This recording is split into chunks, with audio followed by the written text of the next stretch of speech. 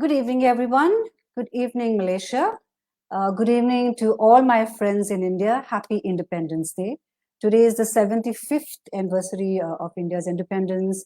I had a lot of messages coming from my friends in India, friends in Goa, wishing me Happy Independence Day. A lot of love going out to everybody in India on such a historic day today. The Indian Commission in Malaysia also celebrated India's Independence Day because I was watching it online. So welcome and good evening to each and every one who is going to join us today from India, from Malaysia. Today is an India special to commemorate India's Independence Day. And I have two titans, as we call them in India, very senior. They've been there, in the industry for a very, very long time. They've seen so much happening, in each one's field of expertise, and have so much of knowledge, experience, integrity to add to their respective professions. And I'm so happy and I'm so glad that they are close friends of mine. And it is a huge honor for me to have them today, come together on my heart to heart and make the time and say, Ethel, yeah, we would be very happy to be part of your India special heart to heart chat today. So welcome. Welcome, everyone. I can see friends are logging in, are clocking in and joining in. So I'm going to give you each some time to kind of find my page, Ethel Da Costa page, find the link and join us today on a very interesting heart-to-heart with Ethel Da Costa, featuring Dr. Anurag Batra and Jamshed Mistry. Heart to Heart with Ethel Da Costa is what we call as the Leadership Soul series, which allows me to kind of give all my audiences a peek behind the face, get into their lives beyond the profession, get into sharing their experiences with my audience, sharing wisdom, and as I say, it's just not professional experience, but also personal wisdom that is so crucial today, to make holistic, rounded individuals. So I'm very, very happy to have them with us.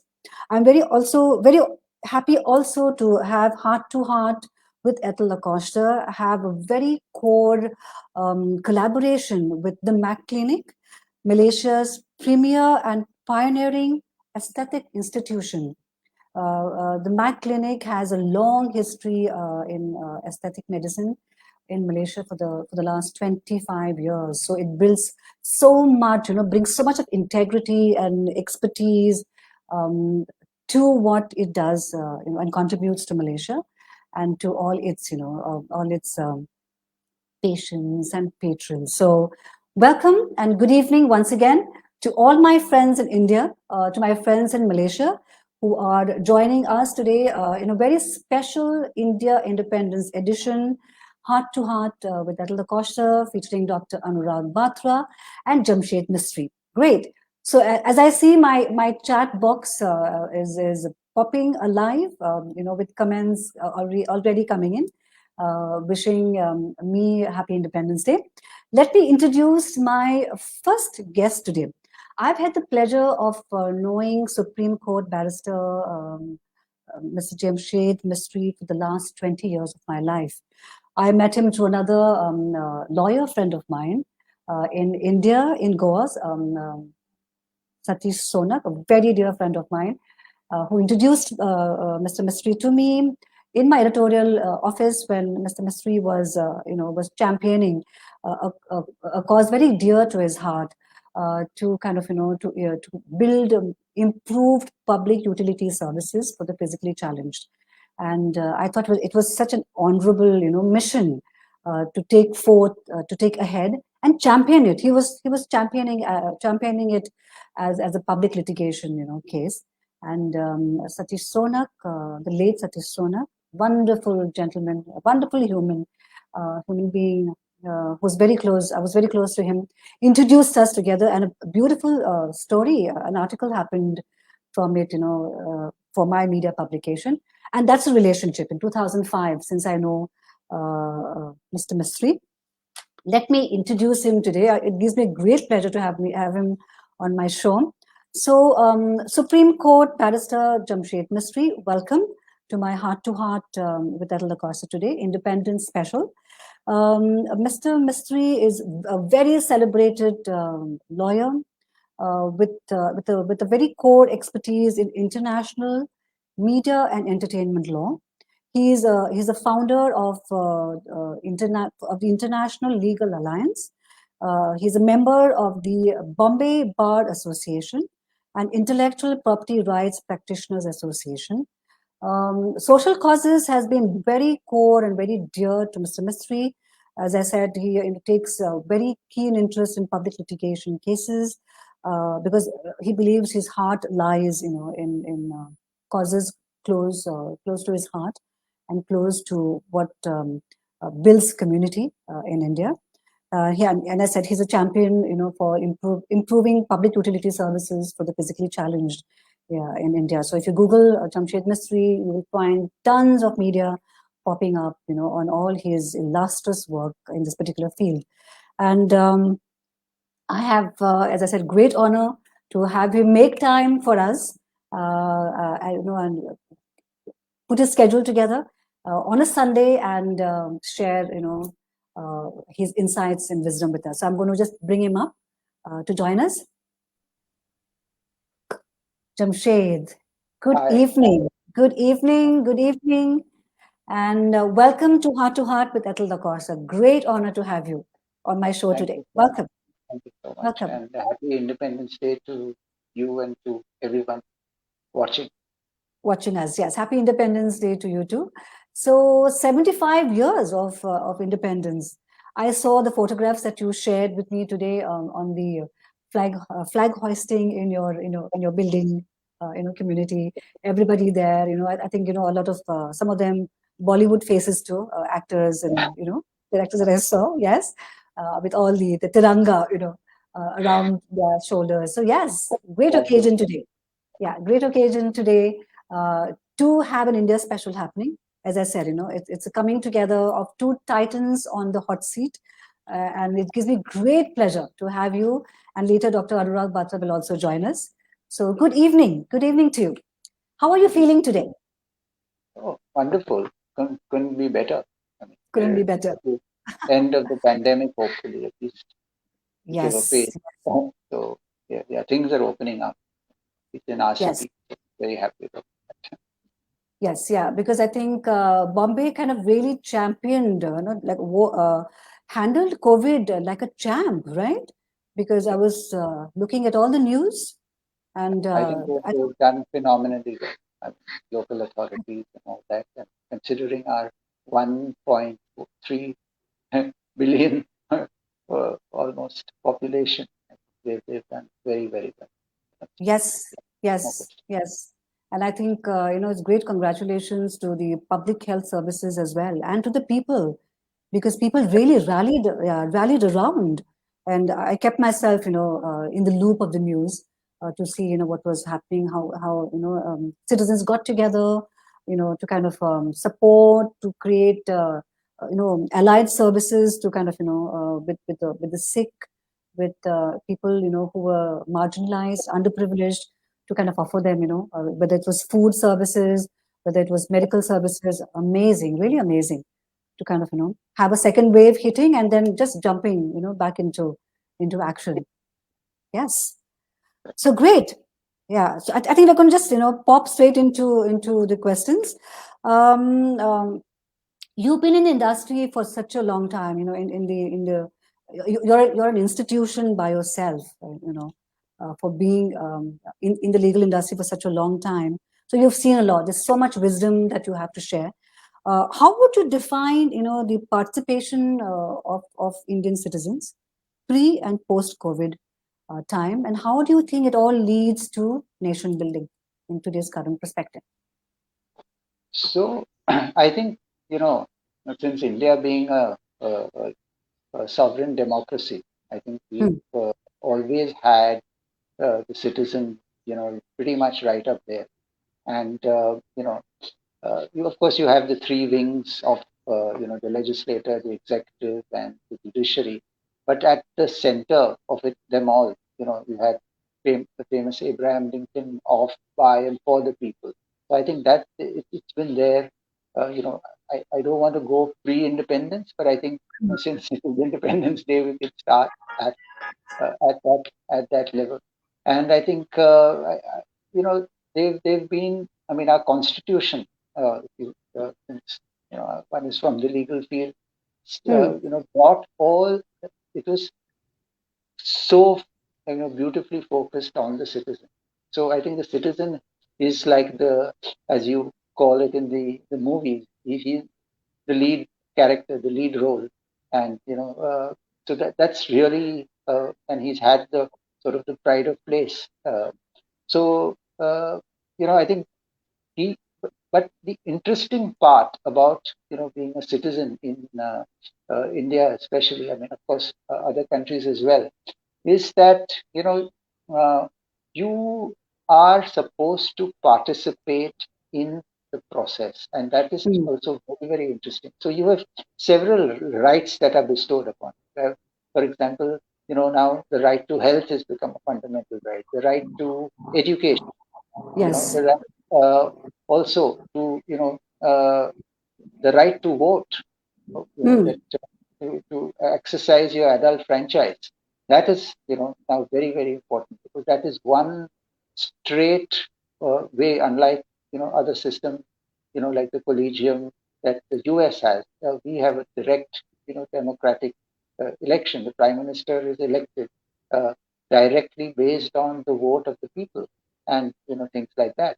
So I think the role of the citizen and his rights, but he also has duties, which is True. also important. True So that. Yes. and they have to be sort of sort of uh, executed in certain. I mean, I keep coming back to the Constitution, because that's most sort of robust piece of legislation that we have. And I dare say it's one of the best in the world. That Yes, I agree. you I agree. even things like animal welfare and things like that, where there is a duty not only cast upon the government, but it's also a duty cast upon the citizen. Hmm. So it's very, very interesting how it is placed. So I think this is where we are, and you know, imagine 75 years have passed, and I don't think we've done badly at all. But let's talk about Yes, yes, correct. Yeah, because you're so right. The Constitution is one of the robust ones, as you mentioned. Coming from the media field, and with us writing about how citizens become an integral part to nation building, right? By being not just on the sidelines, but being actively participating, in all the four pillars of our society, including media, right? Because that's how you affect change, by being responsible, accountable, and then participate in the in policy making, in having a voice, in making sure that that governments understand that the people are integral to development and of a nation, correct, and of a community and society. Awesome. So what would you say? What changes? Jamshed, would you say, have you seen in your entire career, and it's a long drawn career that you enjoy, what changes have you seen in community participation, especially in these very special COVID times? These are special circumstances, or it. special situations, that we find India, in, correct? Sure. I mean, this is technically a pandemic or a health emergency. Hmm. So, how people have sort of, and of course, it came upon, quite suddenly. So people didn't have time to sort of prepare themselves, and, Yes. therefore, to the way in which it's sort of interesting to analyze, and I think that analysis will keep happening, not only now but even in future. I mean, Hmm. we could have had a situation where the population could have gone completely awry. But no, it didn't happen. I think people much came together. People, sort of decided that, and you had very severe, lockdown periods. You had people losing their jobs, professions. You had to move into a completely sort of, for a lot of people, hitherto unknown space of working out of home. You Yes. and you psychological family, and please remember in uh, uh, forget about urban areas, even in other places, our size of our homes are not we don't have, everyone doesn't have a mansion.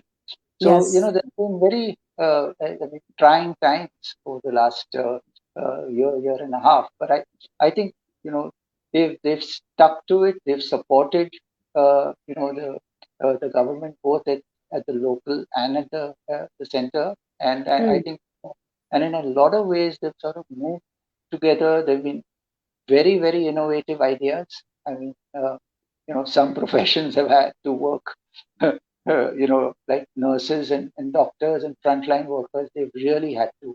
I think they need a vacation and a break far more than you and I do. But Yes. I think, hats off to all of them, and hats off for keeping I mean, worldwide. Hmm. Not only sort of today we are in a phase where we are now actually talking of a revival, and Yes. for that to happen in this short period of time is, I mean, is close to a miracle actually. So I think this is it's been a very tough time for a citizen, irrespective of where he or she is. I mean, Hmm. but they've stuck together, and they've shown the mettle. So I think it's one of the, it'll probably go down in history as one of the toughest, but the finest, where citizens have actually come together, and Yes. we see it all the time. So, Yes. Yes. and we hope that this bonhomie continues. Yes, So, yes, because you're absolutely right. Because even in a place like Mumbai, I think the communities got together much more closer, became much more close knit. Kind of looking out for each other at the same time too. Not just in a physical sense, but I think also in a very emotional sense too. Because I could see that back and forth, between as I said, between friends, especially people in Goa as well. So yes, I think Jamshed, I think it is somehow a blessing in disguise, because if people were fractured initially, correct, because of a hectic lifestyle, and and being all on some sort of a rat race, COVID, I think, kind of changed this entire scenario, and and flipped it, and that is how you see people getting in closer, and communities becoming much more tighter, and working towards a common kind of common cause, so to say. So as we're talking, and as we're kind of getting the heart to heart session happening, we have some very interesting comments, and and compliments also happening simultaneously in our comment section. So I'm going to bring some of them up. I have Indrajit Singh saying, he kind of texted me also saying Happy Independence Day. Thank you, Indrajit Singh, sir, to have you join us. Avril from Goa has also joined in. Thank you for joining us too. There is Raju Thabar. Thank you for joining in. I have friends from Labuan too, also kind of joining in. Mimi loves Heart to Heart, so she says great program, Ethel. Thank you for joining in, Mimi. We have a fan from Bangladesh. Faisal Raju also says greetings from Bangladesh to Ethel Da Costa, and Happy Independence Day. Thank you. Yeah, so Jamshed, we have people who kind of join in from different parts of the world, because I think Heart to Heart has kind of appealed to some sort of public imagination. So I like that. So yes, so moving further, um, people's issues and public issues are very core to your heart, and you've actively championed many public litigation causes, and I know this personally myself. So what changes would you say, that the legal systems have initiated in India to facilitate the common man taking, public issues to court and highlighting it? And, you've been also spearheading some of these public litigation cases and causes yourself. Sure. So I think as public interest litigation in India is not such an old concept. I mean, it was basically started in the sort of the 1970s. Hmm. In fact, a letter was converted into what we now call the public interest litigation, or PIL. Yes. And while in jurisdictions like the US, etc., it was there even at the end or the beginning of the 19th century. While so it came in much later to us, and I think it has sort of evolved over a period of time, and each sort of court now has its own separate public interest rules. You have chief justices and other courts having special benches listening to these cases. Yes. So that is one part of it. It's obviously it is given priority over other, and especially a lot of cases with regard to COVID, for example, Mm-hmm. have been heard, uh, you know, across right from the time that the pandemic started to even now. Like for example, ensuring that persons who were disabled and others who could not, for example, receive the vaccine, there were facilities made for them, etc. But I think the fundamental, matter which came up, and I think that's going to change uh, the way litigation looks in India, is the fact that now live streaming of court proceeding is going to become a commonplace. And I think so. That was a litigation that was filed in the Supreme Court of India, and stalwarts like senior advocate Indira Jaising and others, we had actually intervened because we found that in our system there was no legal transcription, which meant what you said in court never got recorded. Now Oh. this was available in 1908, where they probably used typewriters, or Yes. but when the word electronic was not available, and then I think they just sort of lost its way, and now finally the Honorable Supreme Court E Committee has approved it, and I think we're going to see huge sort of fundamental change in the way court proceedings uh, take place, as well as with electronic filing and so many other things. Uh, I, there were a lot of sort of distractors saying that, oh, people in the rural areas will have problems, etc. But technology is such an interesting concept that once you implement it, like everyone today, I mean, probably one of the highest number of mobile phones are being sold in our country. So Yes. Absolutely. Yes. people do have very basic phones, a phone, a stand, and maybe a little headset like this, and that's enough. And I think it's going to save. Can you imagine the amount of time and energy it's going to save? The money is going to save us, uh, Yes. because otherwise you would be traveling constantly for cases, whether they reach, don't reach, etc. You look at our some of our neighboring countries. I mean, for example, the Maldives, because of distances between islands, they used to have virtual cases, even of their Supreme Court. So I think India has so that's been, and this will ensure one great aspect, that is transparency.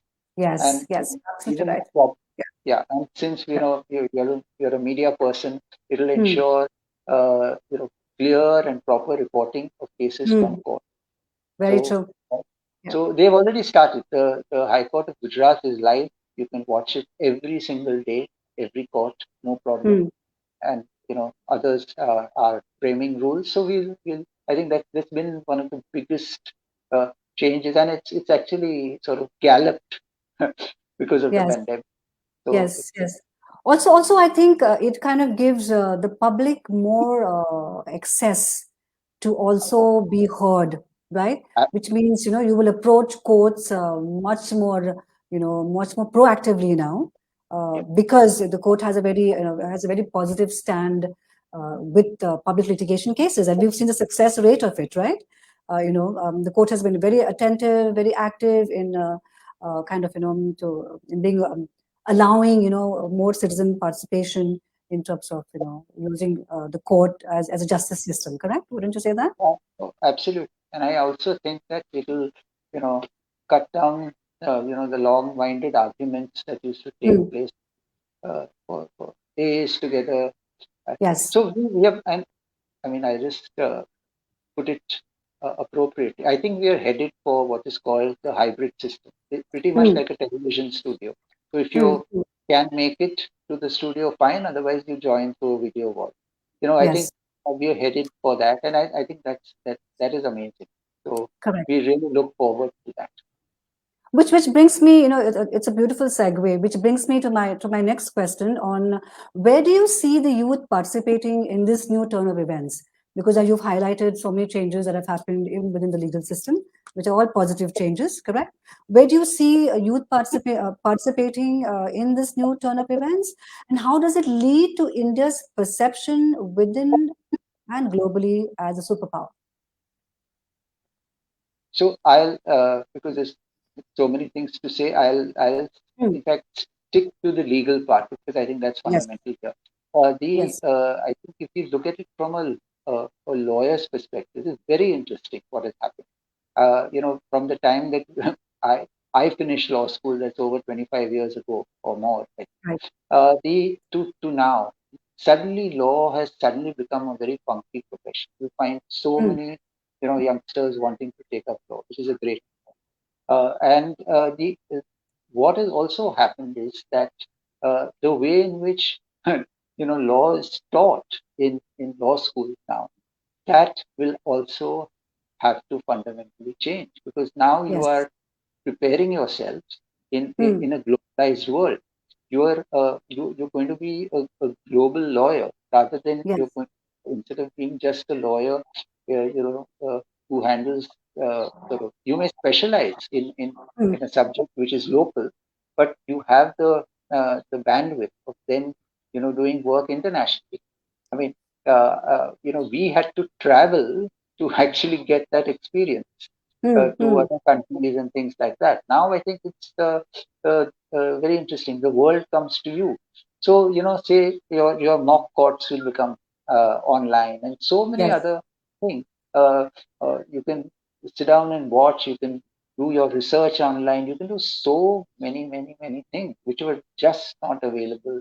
In the physical sense, where you had to go and pick a book from a library and I mean Yeah. that was fine, that was wonderful. But I think today you will find and even in areas like which we are passionate about, say media and entertainment law. I mean Mm, you will mm. probably find that there's such a lot of commonality, and I think Yes. this is great for our system. And I really hope the law student or the young lawyer of today grabs this opportunity with both hands and Mm, mm. takes it ahead. So I think it's amazing, how technology has transformed all this, and we're going to see this.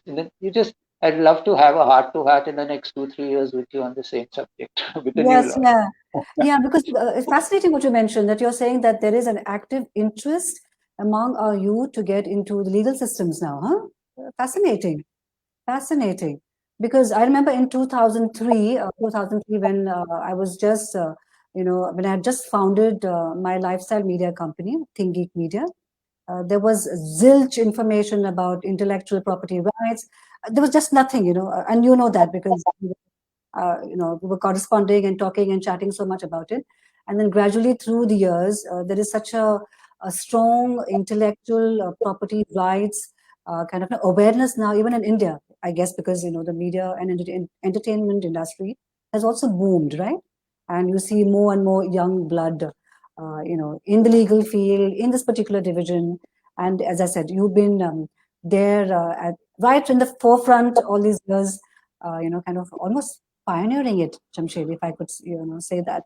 So congratulations, great work, really great work. As a friend, I think I'm so proud of the fact that you have been persistent and very patiently, have contributed so much to the legal system in India, because you're there in the Times of India so often with some opinion or the other, or some case or the other that you can champion. So yes, good on you. So when we were talking about courts have moved from on ground to online, correct? And now have become virtual, which also is a boon and a bane at the same time too. I'm also sure that it also creates its own fatigue and its own issues, right? So when what is your what would you say is your mantra to relax when you're not in the courtroom? So again, I think even sort of personally, I've had a sort of a huge change. I mean, I don't have an office anymore because Hmm. we work out of home, and Yes. uh, the so again, so there was this huge change, and I'm actually glad that I made this change in about 2017, where I decided that I would much rather work out of home. But yes, I mean, as a counselor, as a barrister, it's much easier to do Hmm. that than you're a solicitor or an advocate on record. Uh, and a funny anecdote, with my daughter coming up and telling me, "Hey, listen, why aren't you going for work today? What's wrong with you?" So Hmm. I, Hmm. Hmm. so that was interesting. We had no clue that, and then of course I set up with the help of our colleagues the International Legal Alliance, which is a global network of lawyers, Yes. and we use the virtual platform, and that's also sort of brought lawyers across jurisdictions together on a best Hmm. friend relationship, and Hmm. Hmm. that was very, very interesting. And yeah, so and today it is possible to sort of work, relax, but you have to have a sense of balance, and you have Hmm. to you rightly said, online has sort of started, work from home has started, but we don't have any rules or regulations formally from Yes. our the authorities, who are like the bar council and the law society. Hmm. But Hmm. what Hmm. we do, in a sense, we've had to self-regulate, and I think Self-regulate. that's Okay. fundamental. Hmm. But Hmm. I do see this as a problem with you know people working in companies and in solicitor firms, etc., where again it's a question of balance, and because you are available, Hmm. there is a tendency of kind of asking you to work longer hours, which you Yes. perhaps were not doing Yes. so. So, Yes. and Yes. yeah, what do I do? I love music. Hmm. So listening to Okay. music is absolutely that's a complete stress buster. I think I've started listening to music, and sometimes when even in the evening after dinner, etc., just put on your headphones, listen to music. That's been one great. The other amazing thing, yes, I must tell you, is reading. I mean, not that Hmm. we read any less, but being able to catch up on one's uh, uh, you know fiction. I think Yes. that's great. Yes. Yes, awesome. On the same note, because I understand that working from home has added to its own stresses. Where suddenly everything is becoming almost 24 hours. Because when do you shut shop, right? If you're working from home, unless you self-regulate, as you rightly said, And it has been a challenge even for myself, because the working from home, I think, as a principle for me, started much more before COVID. So I've also kind of learned to bring in balance and also self-regulate myself. On the subject of balance, Jamshed, I would love to introduce to you my very close friend in Malaysia, Dr. Hugh, who is the medical officer of the Mac Clinic, Malaysia's premier and pioneering aesthetic institution. So, Dr. Hugh, welcome to Heart to Heart. We have two great titans today of India. We are also commemorating India's 75th independence anniversary today. So, Jamshed Mistry, it's a pleasure to introduce you to Dr. Hugh. Dr. Hugh Yinkit. Right. Thank you, Ethel, for introducing me and having me on the show. And congratulations and happy Independence Day to India. Hi, Mr. Jamshed. Nice to meet you. Nice to meet you. Yes, pleasure, complete pleasure. So Jamshed has been a very close friend of mine, Dr. Hugh. As I said, I've known him for almost, I think, 20 years now. And he has been my go-to for anytime I had, I had queries with the kind of writing work that I do, because, as I said, it involves intellectual property rights. It also makes sure that we are always, treading the right path between sanity and insanity, so to say, when you're chasing after a story, which brings me, to this entire philosophy, like how I asked Jamshed as well. What does he do to kind of, relax offline, because now work has become part of his, of his home life. So you've been in the medical, institution all your life. What would you suggest to us is the power of Ikigai and how to achieve it? Oh, I think that's a very interesting word you just brought up, Ikigai. I'm not sure whether everybody listening in knows the meaning, but I did a little bit of Googling online, right, and a little bit of research, and I've come across the word a little bit before, just to refresh my memory. And it's actually to find a purpose, a meaning in life beyond what you just do at work, and perhaps even transporting this or transferring this to work where you're actually doing something you're passionate about, so that as they say, if you find something that you love to do, right, you never have to work a day in your life, right? Yeah. So this Ikigai thing has also been, I think, expanded upon recently, and this idea that Ikigai is actually sort of overlapping of what you're good at, what you love to do, what people can pay you for doing, and also what the world actually needs. So when you overlap all these things and you find there's this very nice center where you can be contented and have high satisfaction in what you actually do, that is Ikigai. So if people can achieve that, what I've also found and noted in a book that was published a few years back was that they actually interviewed Okinawans, long-lived people, right, on a Japanese island. The most number of 100-year-old centenarians on the island, and they find that actually it's actually a hot seat for Ikigai. They actually practice that. So people who are even elderly, they're going about doing things. They continue to do things. They don't retire. In fact, they say that in the Japanese language, there's no word for retire, or maybe just in the community. So they continue doing their pottery, they continue doing their work, they continue going fishing, they continue practicing something that's a hobby that has become meaningful to them, and also maybe can contribute to society. So I think that's a perfect state of being that we all are in. Jamshed, wouldn't you say? We are in a state of Ikigai. Well, absolutely, and especially for professions like us, where we can, continue and even give advice from your I'm sorry to use the word, your deathbed. So, it's amazing. Yeah. So thank you for this. Thank you, Dr. Hugh. Thank you so much. Yes, thank you. Thanks again for having me on the show. Yeah. Yes, and have a great evening. Have a great evening. Bye-bye. Wow. So yes, so I think that was absolutely great. I think we are in that state, and that brings me to having another very interesting titan to join us. I think Dr. Batra is a celebrated man in India. In fact, we have some comments, Jamshed, which I'm going to share.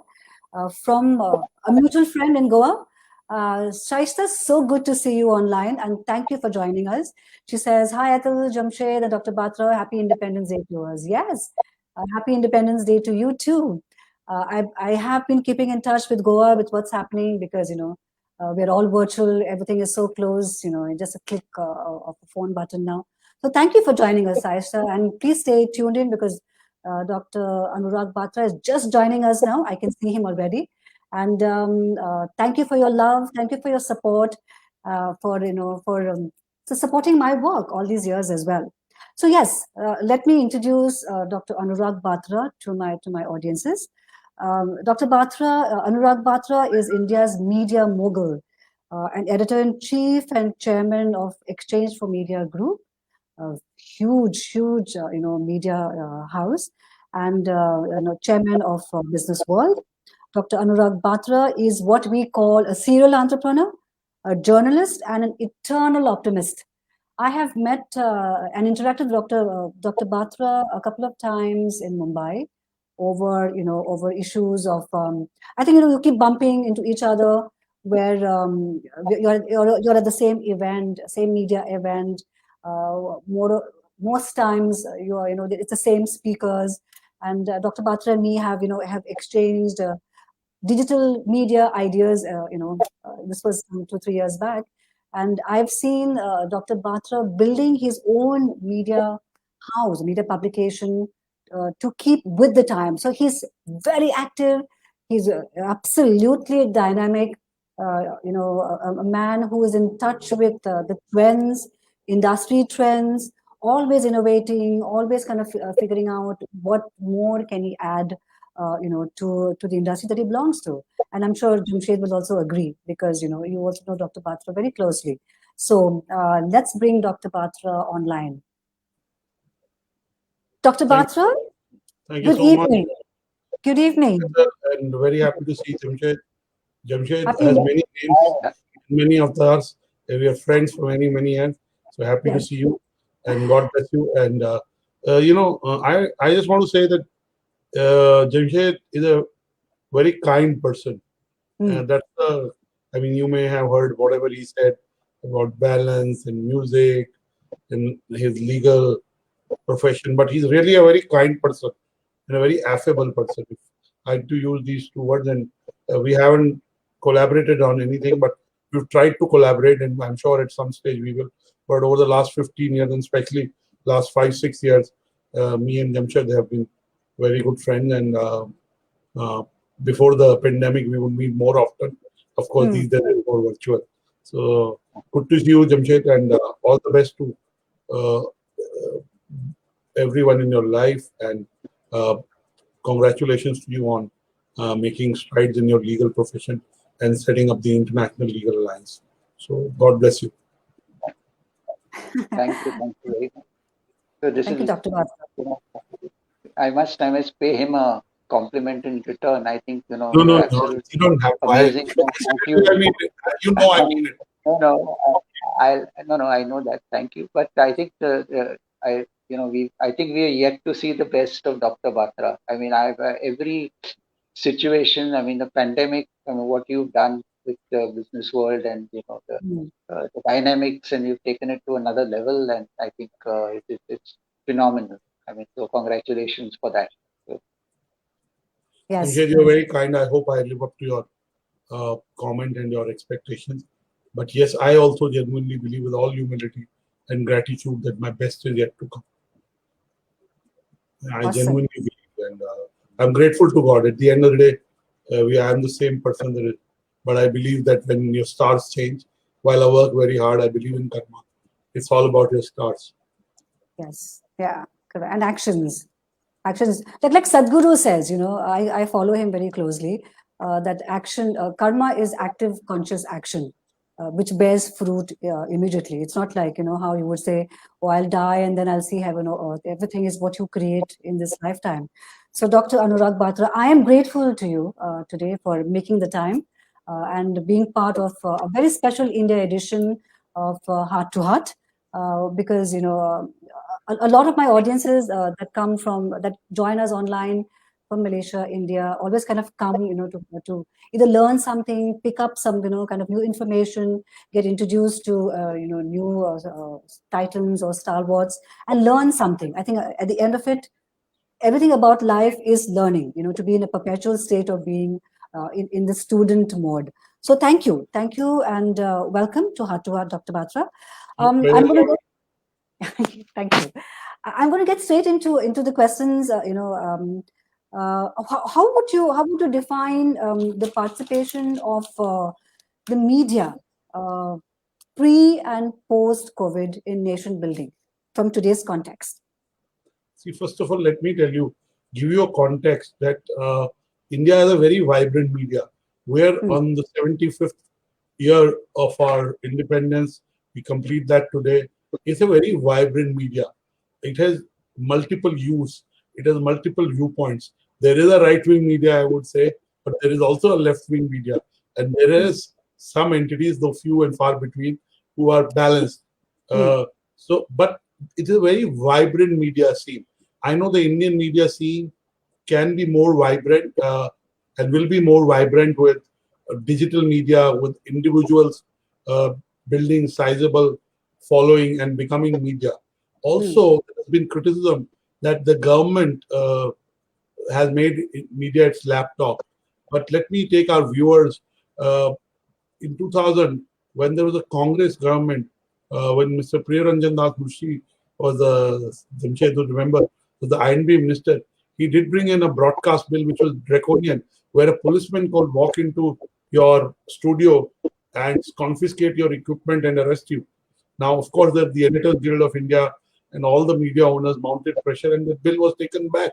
So any governments like media that looks at only their achievements, looks at their positives and ignores their negatives. That whether it's the state government or it's the central government. So that, on that count, we can do better as a fraternity, as media. There's no question we need to do better and we can do better. But let me tell you, since you asked about pre-COVID and post-COVID, I think the word VUCA was invented for COVID, volatile, uncertain, complex, and ambiguous. And media was taken in by that VUCA tsunami, if I may call it. And it took us time to gather ourselves and start covering what we needed to cover honestly. But by and large, we've done an honest job of showing what happened, what could have been done better, the loss of lives, the loss of livelihoods, the walk, the fact that media, whether it's print media or television news media, that shows the visuals of the migrants walking back, and which is a visual which, in my view, was the defining visual of 2020, or this year, the visual of mass burning of bodies post their death due to corona. So the media did show the honest side of what happened, right? Also, media brought in information on when vaccines are being given, where they're being given. It brought hope. It brought fear, because a little bit fear is good. If you don't have fear, you would be out in the streets violating the protocols, So I think media did a fantastic job in doing what it did with a sudden change in the way we all operate. And my kudos to Indian media for reinventing itself. And I promise you, in the next 3 years, the Indian media will be even more vibrant, relevant, and it would have expanded its reach to rural areas. And newspapers. I mean, I read 8 newspapers, but I may not be the only one. But newspapers are not in the paper business; they're in the news business. They will become a leading website. They may become leading video products online. So they will evolve. They will morph. They're in the business of content and brand. So the content will flow in a form-neutral way. So I think I would give 9 out of 10 to Indian media in the way it covered COVID. Of course, there were some people who did it very honestly and very comprehensively, and there were some who didn't do it as well. If all of that, I would have given them 10 out of 10. But I feel that with the resources that the Indian media had and with the environment that we operate in, we did a 9 on 10 job. Yes, I agree too, because I was actively watching. I think there was some fantastic reportage happening in terms of how it was being covered almost on a day-to-day basis, Dr. Batra. Yes, because being in the media industry myself, and whatever the contribution that has happened, an active media, an active, vibrant media, as you also said, would also ensure the checks and balances are maintained in society, in community, in day-to-day life, in citizens' rights, because we are talking about the entire legas part of individual rights, right? Like how Jamshed was talking, and sharing earlier. So, so what any specific changes that Dr. Batra that you can share with us on changes that you've seen in the media playing a role in the entire nation building, and you can give us examples, if See, you remember. Yeah? I think first of all you have to understand that the definition of media has changed. It is not just papers, magazines, television channels, website. But today, people who run blogs and who have 1 million followers, people who are Twitter who write or post a video who have 2 million followers, or even a prime minister who has a huge following growing every minute, are media by themselves. This era is era of individuals being brands, brands being media, human brand being media, and not so. The definition of media is expanded. It is not like narrow. Anything that can carry content and has audiences is media.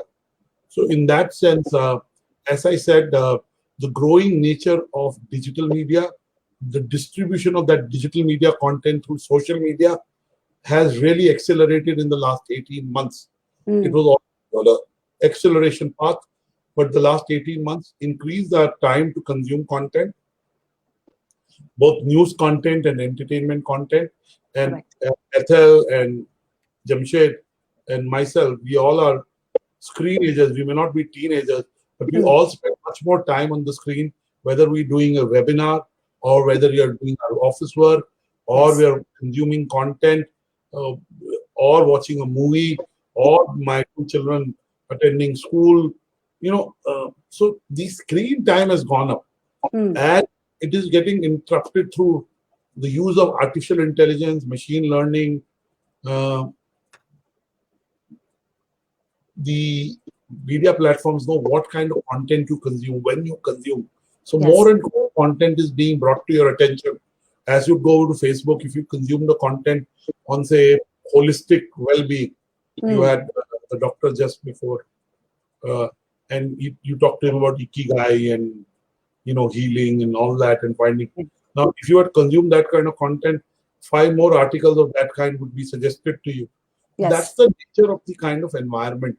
You can also create your own personalized newsletter from a certain source. And I only want content from these 3 areas, this kind of content. So, we live in the era of personalization. We live in the era of super specialization. And we live in the era of being form neutral. In this context, more and more content will come to us. And we need, I keep saying, a lot of people say, oh, the mass media will be dead. I said branded media is continuing to make strides. It may even go pay. Look at what has happened to New York Times, Washington Post. As Indian media owners invest more and more in content over the web and differentiate it and not give it free, they'll build business models around their offerings that are paid. So, so there are seismic changes happening in the Indian media. Some are visible, some are not visible. Technology is playing a bigger role in even the kind of content being selected to be published more often or pushed on social media. So I think media scene is only going to become vibrant. The aggregators are becoming important. 2 days back, Daily Hunt raised $450 million. So they raised almost $850 million till now. Now they're an aggregator. They don't do any original content from now. So they did buy a business of certain Indian language website to supplement their Indian language capability. But it's an exciting era. But Indian media has reinvented itself multiple times. And I have no doubt that we all will reinvent ourselves. And we know that the future is digital. We know the future is social.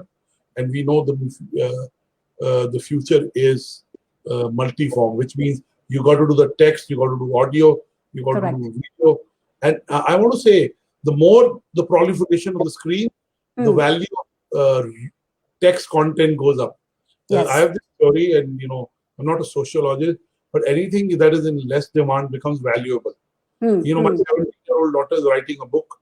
It's going to be published. She reads long form content. I know a lot of young people who like long form content. Forget people of my age and Jamshed's age who have grown up reading. Because reading helped us internalize. Reading helped us think. Reading helped us in understanding what's happening in the world.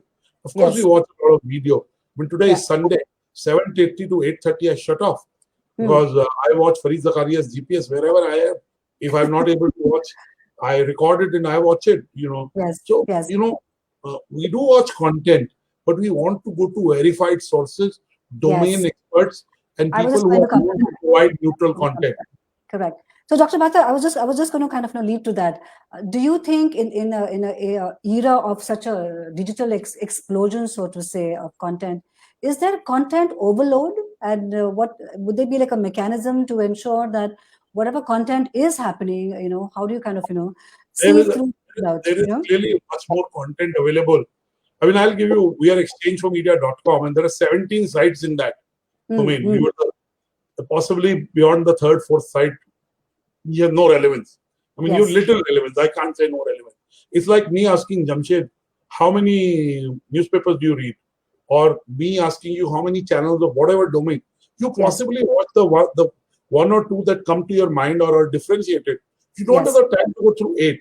So if you're a 16th player in any business and you're not differentiated content, then you're in the vanity business. You're doing that business just to satisfy your ego. You have no editorial impact. You have no profitability. And you have no social impact. You have no original ideas. So, yes, there is a content overload in every domain and overall. That's where, because you can start your Zoom connection, you can start a chat show. But how does the chat show progress? What is the preparation do you do? What is the differentiation? That will matter. How do you promote it? And you can't be everything to everyone. You have to be mass. So, yes, there is a content overload, but I would say 70% in any domain does not have any real traction. Okay. Wow. Yeah. That's my studied guess. It's not an unstudied guess. There is a Pareto law that we grew at 80-20 law, that 20% of the players have 80% of the audience. That continues to be true now also. Correct. So you have to be either very differentiated or niche, so that even if you're small, people come to you for that differentiation. For example, I am from Delhi. I used to visit Bombay, and mine and Jamshed's very good friend Rohinton Mallu, for the first time, took me to this juice thing near Hazi Ali, and now he had a certain kind of charm to it. Or he took me 17 years. I mean, he did some other. I think he or Nawal took me to naturals. That time, Delhi had no naturals. You was the only natural. There was a differentiation. Even in content, you can be small, but you got to be differentiated. Yes, correct. Yeah. Wow, I completely agree with that. And I think our comment boxes also, a lot of our the audiences who are tuned in also agree to it. I'm sure even Jamshed agrees to, what Dr. I had a small question for you, Anurag. How, like, for example, as lawyers, we've had to pretty much reinvent ourselves because of, the whole introduction of online appearance and, things like that. Do you think that has really changed in the field of media, or has it been something that has always been there and, part of the media education system, or is it something that has, suddenly come up? See, I'll tell you, you're a lawyer, you understand better. But as you know, at Businessworld, we have BWLegalworld.com, and it is making strides very fast. It has a long way to go, but in less than 18 months, it established itself as a leadership differentiated platform. There are other platforms, and honestly, I believe in abundance. There is enough in the universe for everyone to have. No paucity. Everyone should coexist, and everyone should do well. It's not either or. But I can tell you that I'm told by my lawyer friends, and you can substantiate that, agree with that, disagree with that. that while there is advantage of virtual hearing, the way the interaction between the judge and the lawyer used to happen in a physical court, and the ability to explain the point does not really come through. Mm. It is efficient. Today, the lawyers are doing 7 cases in a day.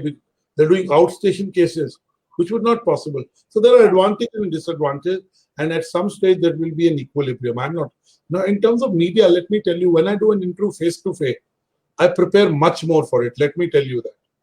I do at least 4 a day, 3 a day. I tell you, I still prepare maniacally, but when physical, I would prepare much more. And if I may use the empathy when you meet a person face to face is much more. And it also reflects in the, I'm not saying we've adapted to the digital media. You know, we are doing this, I do every day live using video technology.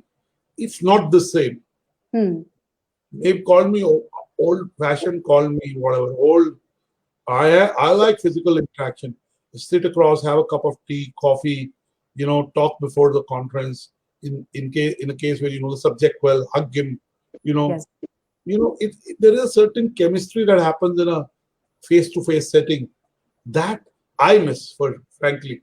When you've taken all our events virtual, and they're okay, but I miss the drink you have after the award, the meal you have during a conference. You step aside and have a cup of coffee and have a small chat.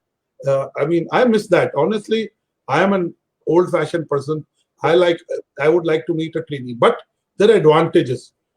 I do a lot of things efficiently. There is a time efficiency factor, but I miss the old world face-to-face interactions. Yeah, I'm old school too. I still love meeting people face to face. I said, COVID or no COVID, wear a mask and still go. If you can, if it's possible to kind of go sit down, have an interview, and then take it forward. So I have some great comments happening in which I'm going to bring up since we are on the subject of content. So Dr. Hugh Yinkit, just the medical director of the MAC clinic in Malaysia, was with us also on to explain the power of Ikigai. So he also is very actively participating in our chat. So he says, yes, on the subject of content, everyone can be a content creator and publish content online. Yes, yeah. And Dr. Anurag Batra, if you come to Malaysia, you must meet him. I will do the introductions. Well, I'm looking forward to travel. My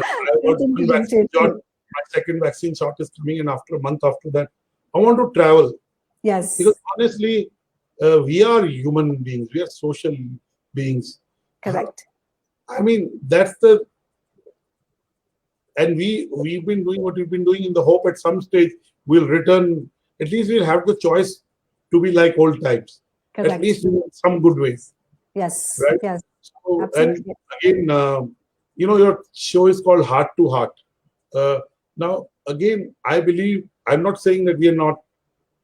I'm fully into what I'm doing right now. I'm fully only focused in my conversation with you and Jamshed and looking at the comments. I don't have a digital device. I'm just talking to you. I'm very mindful. Also, in a heart to heart is possible when you're mindful, and I believe you're more mindful when you're face to face in a physical setting. That's my view. Yes. I am. I don't know about Jamshed. Me too. I don't know about that. But if I met someone, I would not look at my phone. I mean, I put my phone on silent. I must tell you a trick. I sleep 8, 9, 10 hours sometimes. I keep my phone in my study. I don't take it to my bedroom. At least 5 days a week. 2 days a week I sleep 2 hours later than I normally. So, mobile phones are great, but they're also conversation killers. Yes. You're constantly looking at your screen. You're constantly fiddling with it. Yes. In real life, you give full attention to the person who's in front of you. Correct. In digital life, you multitask. I don't like that. And I think that's why I like, a part of me is very old school in that sense, because I was also trained that way by editors, very senior editors, to sit down and take your notes. So I've never done any interview, Dr. Batra, using a dictaphone. It was always, and I think I shared it with Jamshed too. In fact, even when I did my interviews with Jamshed, were all full face to face, look into into your subject's eyes and take down notes, because I think that's what kind of builds And see the body authenticity. language. Yeah, See body the body language. Yeah. language. Yes. Absolutely. Yes. And Wow. the reason I have comfort But doing I this with you right now is because I met you in the past. Of course, I met you much less in times Yeah. when I met Yes. Sameer. Once you know a person, there is a certain, it is easier. Though, but I've met a lot of new people also in the last 18 months. They're not met, they've adapted. They say necessity is the mother of invention. We have Correct. done okay. We've done Correct. okay, but I miss the old times. I must say old times too.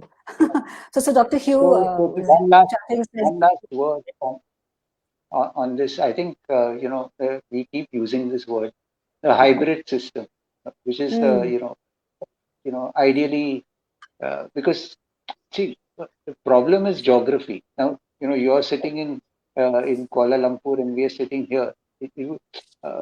Ideally, all of us should have been sitting in Kuala Lumpur. Okay, So give us your plane. yes. Next time we'll all go together to Kuala Lumpur. Yes, yes. done. And as we said, and as Dr. Hugh also pops in and says he hopes to meet all of you when the And situation I love permits. Kuala Lumpur. I love the nightlife there. I love the buzz there. My wife's best friend lives there, and she's also married to a schoolmate of mine. I have Okay. lots of friends in Kuala Lumpur, and my Wow. favorite city is Singapore, though I would say. So I'm looking forward to coming to your part of town in Yes. October or November. I hope things get Yes. better. Yes. Fingers crossed. I hope so too. So Dr. Batra, awesome insights, and I love the heart-to-heart resonance that is happening here, because you're really sharing things that are like close to your heart, and from a very insightful perspective of being there, seeing that, having contributed, and also the other side, the flip side to it.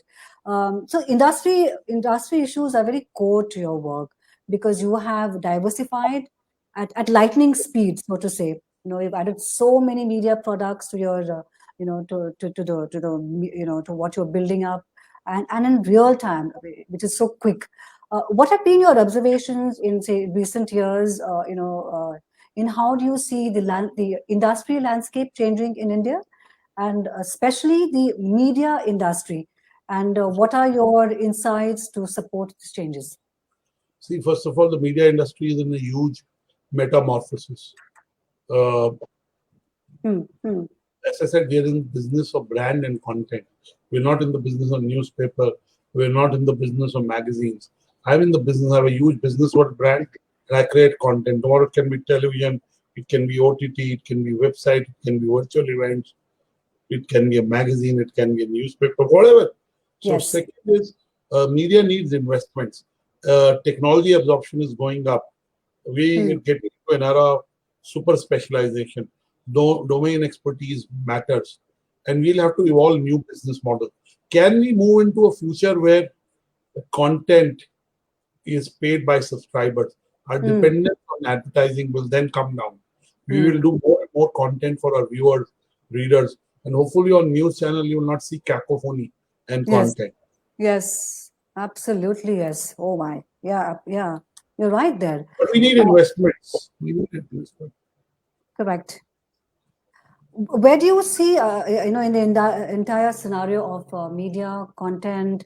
Jamshed spoke about, an evolution happening in the legal industry as well. And since today we are talking about, the power of youth, participation of citizens, and participation of media in nation building, where do you see India's youth, in terms of new turn of events, and how does it lead to India's perception within and globally, in terms of There's youth no participation? question that India is on march. Uh, Hmm. India is growing. India will be an economic superpower. Uh, I think the decade of 2020 to 2030 is India's decade. If we do the right things, we will end up in 2035 to be a 10 trillion economy. Okay, wow. Definitely 5 trillion economy. And that can mean livelihoods for a lot of people. That can mean basic roof over everyone's head. It can mean water in every home in a rural village. As you know, a lot of homes don't have that. So I Yes, think correct. in spite of 75 years of independence, we have a long way to achieve. Hmm. Right? The next 10 years are focused on that. And also a more inclusive India. As you know, during the pandemic, the wealthier have become more wealthy. The Correct. poorer have become more marginalized and poor. I think that inequality needs to be bridged. Bridged, But yeah. I'll tell you why India is placed so well. Because, I think Indians can build world-class companies, and they believe that they can build world-class companies. Uh, and Indians are attracting the kind of capital. Indians are investing on the stock market like never before. As both of you would know that till last March 2020, there were 1 crore retail investors. We have almost 1.3 crore retail investors. So in last 17 months, we've more than doubled. So Yes. aspirations are growing. Technology is creating new businesses. Women can work from home.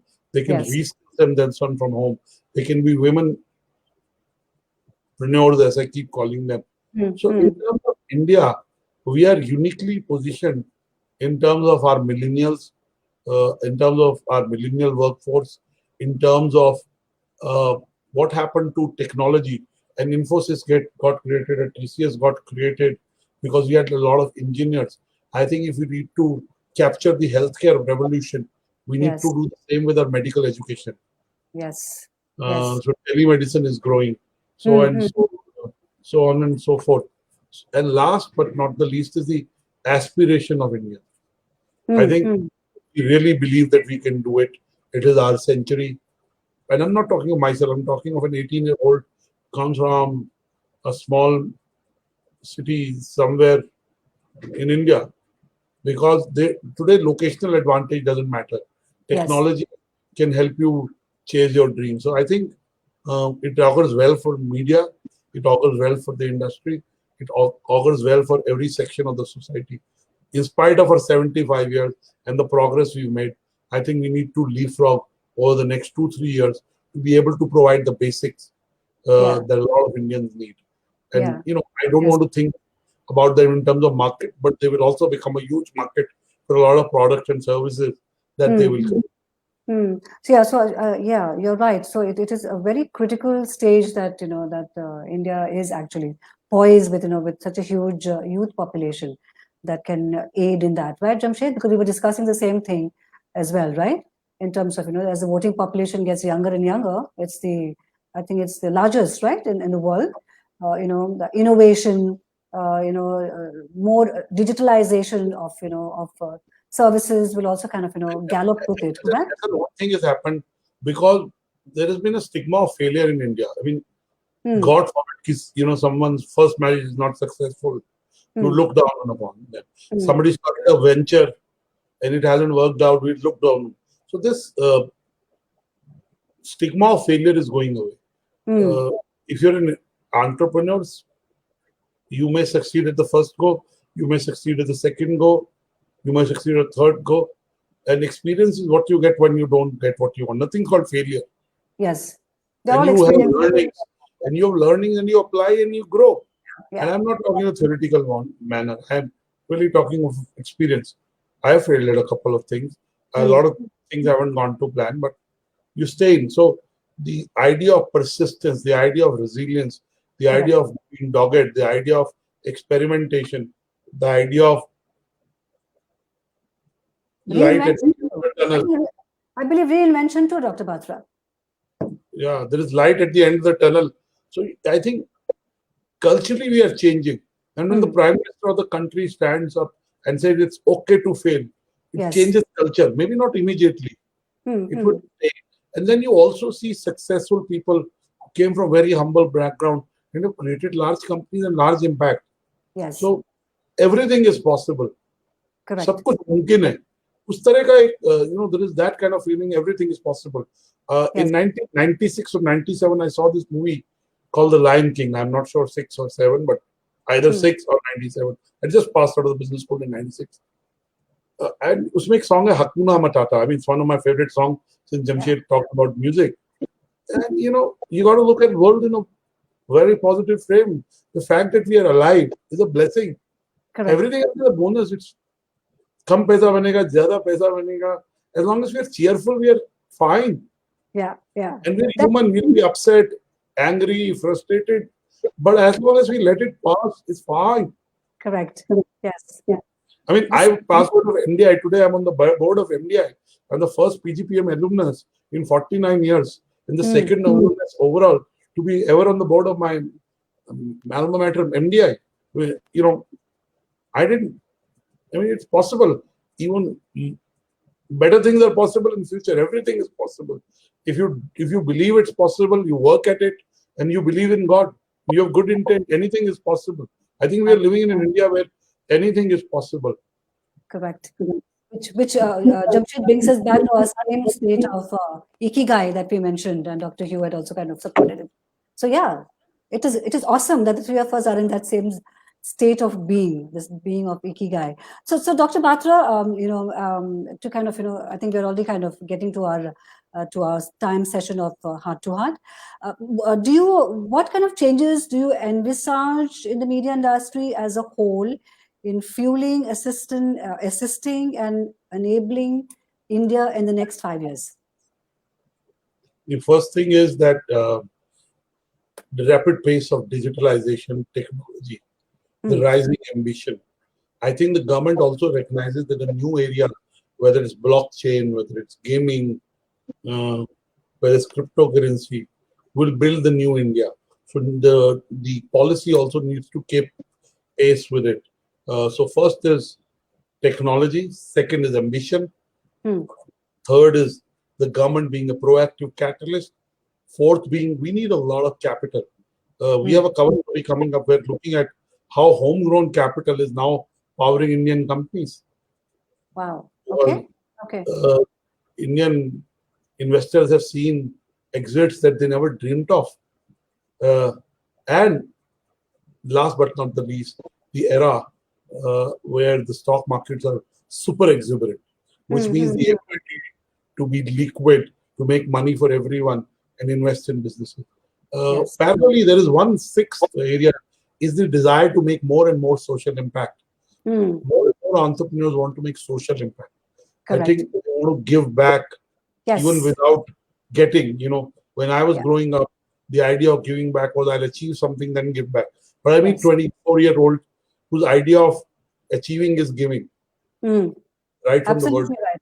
I think that's very special. I think it's very important in today's context, because in Malaysia too, I see a lot, that where the give back is happening in such a spontaneous, soulful manner, whether it's small give back or large give backs. So I think that's very integral today. And we have a comment here from Saishta Tapar, who says, Dr. Batra, so many people are battling with life and immense stress. Could you help talk about a healthy mind leads to a healthy body? Do you have some words of advice, for? See, I can only say that I don't do exercise. I want to, but I sleep enough. I eat in moderation, much lesser than I used to. I still sometimes there's some favorite thing, but I think good quality sleep is very important. A lot of us compromise on sleep. I don't. Food is very important. The right nutrition is very important. Less food is good. Yes, less food is good. But yes, life is about motion. So you got to do exercise. But I do yoga. I do my jalreti in the morning. But I want to start exercising or playing. But walking is a great exercise. I don't do enough. Maybe once a week, twice a week. But yes, if your body is your temple. If you don't look after it, it won't look after you. It's simple. And yes, a small cold can irritate you, can disturb your sleep, bring your productivity down. Correct. Yes. Forget productivity. It just can make you feel miserable. So, you got to be. I want to tell you, Jamshed and Ethel, when I was about 12, 13 years old, I have an older sister who was about 4 years older than me, a little more than 4 years. And my mother would tell both of us, pray to God, thank God your eyes are okay, nose is okay, your limbs are okay. So both of us used to look at our mom, like, they're okay, why is she asking us to thank God? Yeah. But today I realize the power of gratitude. Because, really, I'm grateful to God that I'm alive. And I really thank God. Small things. I just came back from having lunch with my parents. Just to see them every Sunday makes me happy. You know, so take pleasure in small things. Big things will follow. Yes, absolutely. Yeah. The power of gratitude has Never kept. give up. I have not given up on my dreams. Never Yeah, give up. yeah, never give up. So, Saishta, yes, never give up. The power of gratitude, I think, is integral to even building, And personal read a lot. memories. Of course, I read Sadhguru's book. He sent me a copy. His office sent me a copy. And so I read his book on karma. I got another book on karma, which I thoroughly enjoyed. And, karma is consciousness in action, as you rightly said, or Sadhguru Yes. said. So doing the Yes. right karma. And we don't know our past lives. I don't. Yes. So Yeah. what matters is what I do now. What I do now. Yeah, exactly. And Jamshed, I'm sure, we were saying the same thing initially too. Any advice, Jamshed, from you in how for people to kind of handle the kind of stresses, that they are dealing with? Yeah, I think, Anurag has touched upon all the important things of, I think, gratitude, being happy. These are not just words. I think these are now it's been life has thrown this particular sort of period of time is basically that we really need to look at ourselves and Correct. uh, and of course also I think he's right. Uh, I also sort of sometimes tend to miss or skip the walk, and then you wonder that why, and so it also brings in a lot of discipline, and I think that is very important. I just wanted to add one more. He brought a very important aspect earlier about cryptocurrency and crypto assets. I think one major change, and I think the time is now rather than even 2-3 years down the line.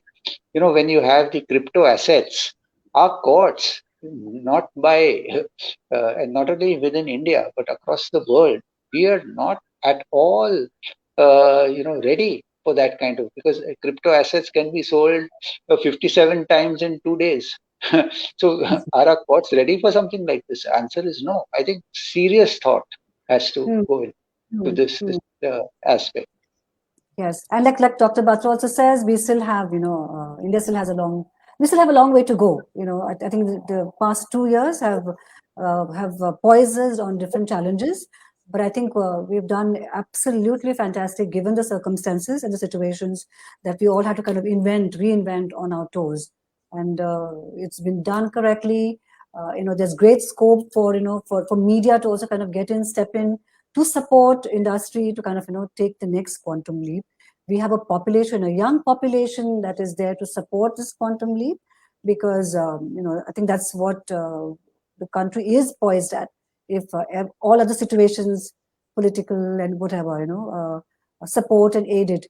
This conversation was fantastic. I'm so glad I that want to say yes. something very shortly, briefly. The business that you and me are in the business of time. So is being a lawyer.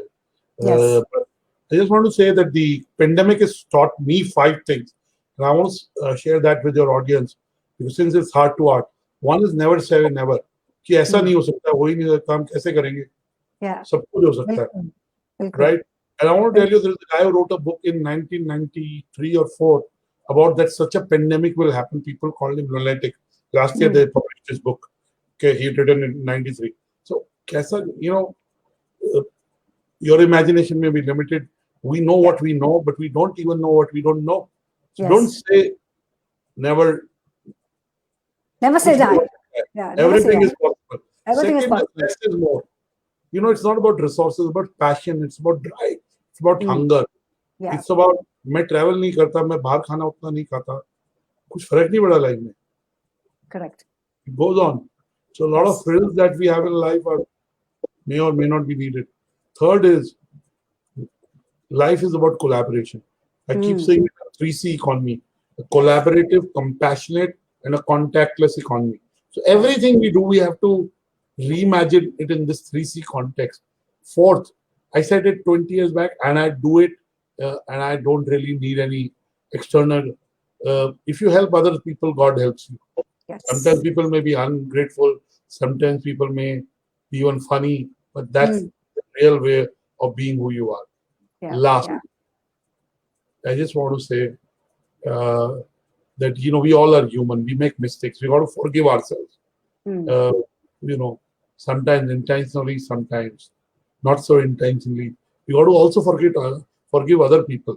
Sometimes we're very harsh on other people. Forgive people, move on, make a fresh start. Yes. It is liberating. So I just want to say this, that in the time I've got in the last 18 months, all this has happened. Thank you, and I hope I'm able to see Jamshed in Bombay soon, or in Delhi, or wherever, and hopefully there is no third pandemic. Yes, I hope so too. Third wave. We hope it. I hope so too, Doctor. Yeah, Dr. Batra, thank you so much for making the time today, for joining us. Such awesome insights from you, and inshallah, I hope we meet in Kuala Lumpur when you come. I will. And we can hang out. I'll take you to all the the people I have met here, fantastic people that I've met here, great food, and catch up on face to face, like how we do as journalists. Thank you so much once again. Thank you so much. God bless you. God bless you. Stay blessed. Good to see you, Jamshed. Thank you, Ethel. Bye. Thank you. Thank you, Doctor. Thank you. Thank you so much. On that same note, Jamshed, let me also express my gratitude to you. You've been a wonderful friend to me. And we have so much of history back and forth. Thank you for making the time. Happy Independence Day to you again. Keep up the great work that you do in your communities, in your legal, fraternity, creating change, standing for change, saying things that matter, even if it comes at sometimes at a personal cost. But you've been doing that. I think all of us have been kind of leading through example. So thank you so much for joining Heart to Heart. Your great insights. Of course, I will keep in touch with you offline as well. I'm going to see you in Kuala Lumpur soon, and and introduce you to my friends as well over a good wine and food. Thank you. Thank you for joining. Thanks a lot. Thank you. Thank you, and good night. To all my audiences who joined in today, fantastic comments and participation. It was actually a real blessing to manage to get Dr. Batra, Anurag Batra, and to get Jamshed Mistry today on my panel to share the hot seat with me and to really share matters that is close to our heart. I've known both of them for a very long time in my field, and to kind of to share the insights that the legal industry and the media industry, which leads to such powerful nuances of of building our country, and sharing it with everyone who was watching and who will also watch it in replay. Thank you to Dr. Hugh of the Mac Clinic for for his belief, for the things that he does also in his own way for the industry that he's part of. Thank you once again to everyone in India who joined in. Have a great evening. Happy Independence Day to each one of you. It is just not symbolic to say Happy Independence Day, but truly to kind of put the sense of independence into our life in practice and into action, because I think that is the true essence of actually being independence, to feel independence in our hearts and in our souls, that we can then extend it out to living full, enriched lives. So thank you once again for joining in with me on Heart to Heart. Do watch it in replay, so that you can understand and maybe pick up, a few notes. Share it with your friends, the replay of the video, and stay safe, stay well, stay healthy in your mind, body, and soul. And where we can contribute, let us contribute, in a very heartful manner, because we can. God has put us into positions where we can give back, because giving back, I think, is integral to our own personal growth. So thank you, each one. Thank you, Saisha, for I can see your chat really kind of popping in, and thank you for joining in to the great work that you're also doing in your community, in your art community. Have a great evening. Have a great life, each one of you. Be peaceful, be happy, and stay well. Thank you, and good night.